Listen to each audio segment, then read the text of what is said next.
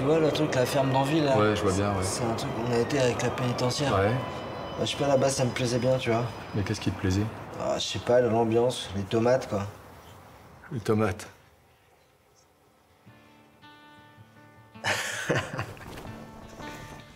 Tom sort de prison. Pour se reconstruire, il cherche des plans sans grande conviction.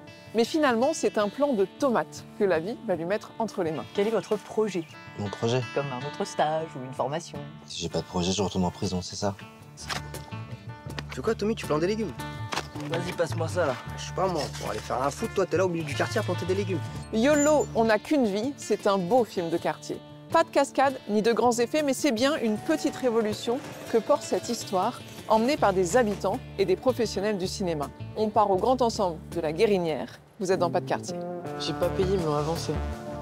Allez, rentre au foyer, casse-toi. Elle a changé d'avis, ça l'intéresse plus. Moi, ce que je veux, c'est mes thunes.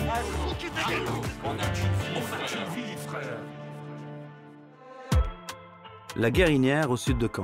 Le film YOLO, on n'a qu'une vie est signé par le collectif Art Vif. À la réalisation, Laurent Brard et à la régie, son ami Jérôme Turge. Éducateurs tous les deux, ils partagent cette double casquette qui mêle terrain et artistique. C'est la Guérinière qui m'a inspiré le film parce que j'ai des souvenirs d'enfance dans ce quartier. Ma famille maternelle y vivait, notamment ma grand-mère. Je trouve qu'il a une architecture très particulière qui, moi, me fascine. De l'espace, des lignes de fuite et un château d'eau hors norme en signature. Le quartier est un des symboles des grands ensembles de la reconstruction après-guerre. Il doit accueillir un 10e de la population de Caen, mais se vide aujourd'hui. Quand on a eu l'idée de ce film-là, la première chose qui me venait, c'était de me dire qu'est-ce qui a bien pu se passer pour que tout ce qui se passait dans mon enfance sur ce quartier-là, en termes de lien social, il y ait beaucoup moins de choses maintenant. Qu'est-ce qui fait qu'on ne s'approprie pas l'espace public? Pendant 13 jours, le quartier vit au rythme des claps et des séquences. Ah, Télo, t'as le cul plat à force de rester assis toute la journée là-bas? Et toi, t'as pas le cul en biseau à force de rester assis comme ça? Toi le bison. C'est le collectif qui organise un casting sauvage. Un film, ça demande quand même de la présence, une certaine patience aussi. C'est pas forcément ce qui cadre beaucoup avec les jeunes des quartiers qui sont dans l'instantanéité. Et puis, le choix est vite arrivé sur 3-4 jeunes.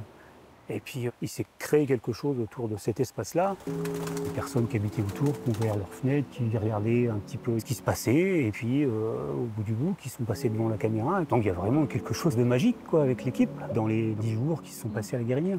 Si vous n'êtes pas là, qu'est-ce qui reste? Ce qui est assez présent dans le quartier de la Guérinière, c'est un attachement de beaucoup d'habitants à ce quartier.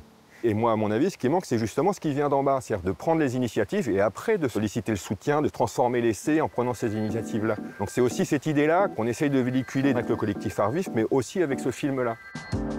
Diffusé au cinéma en 2023, le film a été primé lors de plusieurs festivals indépendants. À New York, à Liverpool Y a quelqu'un? Et en France. Salut Laurent! Oh, Laurent! Salut les momos! Ça va? Mohamed Miss et Mohamed Laraji se sont laissés prendre au jeu. C'est pas le grand glamour du cinéma. Ah non. On est dans la mécanique, pur et dur. Ça va Laurent? Tu vas bien? Le cinéma, c'est un domaine où personne ne les attendait. Ça va. Donc ici, c'est votre vrai métier avant le cinéma, quoi. Exactement, ça c'est mon garage. Après ma vie d'artiste. Ah, une petite fibre artistique quand même pour vous deux qu'on a découvert dans le film. Ça fait plaisir. Et ça s'est passé comment ça? Naturellement, toujours naturel. Simplement. C'est ce que Laurent voulait raconter. Oui. Après, nous, on a interprété les choses simplement parce qu'on y vit et on voit certaines situations se passer, comme des personnes qui rentrent en prison, qui en sortent, qui essayent de se réinsérer dans la société. Quand vous avez lu le scénario, est-ce que vous avez changé des choses? On a changé quelques mots, quelques phrases. Qui était, comme disait Laurent, un peu vieillot, vu que c'était lui qui a écrit le scénario, sans être méchant et vexant. Ouais, beaucoup d'impro, ouais. C'est vrai. Ouais. Sa phrase salade tomate oignon. Je vais nous faire un ça, kebab ou quoi? Salade, tomate, oignon. Un kebab ou quoi? Le naturel avec des comédiens amateurs qui ont très peu joué, voire jamais joué, c'est vachement mieux. Et ça a même tendance à déstabiliser les quelques comédiens professionnels qui arrivent sur le tournage parce que toutes les techniques qu'ils ont appris, il faut qu'ils s'en libèrent pour pouvoir se mettre à la hauteur des amateurs qui arrivent sur le plateau. On va pas chercher à jouer en technique. On On l'a joué naturellement, ça passe pas. Laurent, est-ce qu'on peut continuer?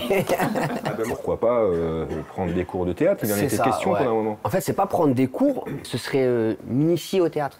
Parce qu'en fait, je trouve la chose assez sympa, en fait. L'art théâtral, quoi, on va dire. Voilà, un plan pour toi. Ici, plus de la moitié des habitants vivent sous le seuil de pauvreté. Au pied des immeubles de la Guérinière, c'est le service d'action préventive, le SAP, qui maintient le dialogue avec une jeunesse désœuvrée. Courant 2023, la structure est dissoute et remplacée. 17 ans, 15 ans 15-17 ans, ouais. C'est même plus. Que vous connaissez? Moi, quand je suis arrivé il y a 17 ans, j'ai des collègues qui étaient là depuis une dizaine d'années aussi, qui, eux, ont remplacé d'autres collègues. Le SAP sur le quartier, c'était plus de 40 ans de présence, quoi. Qui ont été rayés d'un trait de plume du jour au lendemain.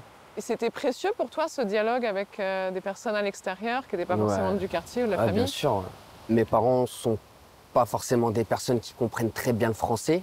Et quand on avait des rendez-vous avec des infrastructures ou autres, eh ben, c'était plus simple d'avoir un Jérôme à côté de nous que d'avoir mon père qui comprenait rien à côté.